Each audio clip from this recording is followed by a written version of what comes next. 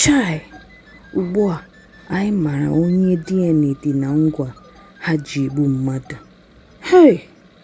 Nenen, o goshigo anyị. Chukwu daalụ. Eziokwu, DSP ga-enwe obi ụtọ ịnụ nke a na-enwe ume ọhụrụ.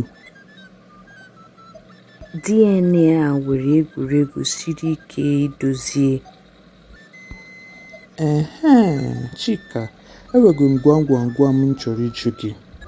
Mgbe anyị lechara ihe akaebe ụbọchị niile ka anyị hụ ma ụbụrụ gị ka dị nkọ. Maduka, ịmakwa na isi m dị ọkụ ugbu a, mana enwere ike jụọ m ka m chee echiche ya.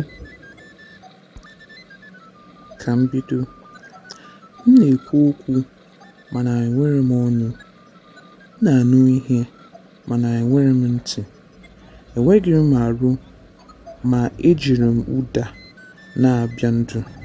Kedu ihe m bụ? Ọ dị ka azịza ya bụ nkwụghachi. Okwe m nwetara ya Maduka onye nsogbu. Ọ masịrị m. Ọ bụ na mbụ ụbọchị nrụgide gasịrị ịka na-egbuke. Ọ dị mma ka anyị kpọọ DSP wee wụsa ozi ọma anyị nwere. Ọ gaghị ekwete ka nsonaazụ nyocha asịrị dị ọcha. That's all that we have for today. Ka anyị mesịanụ.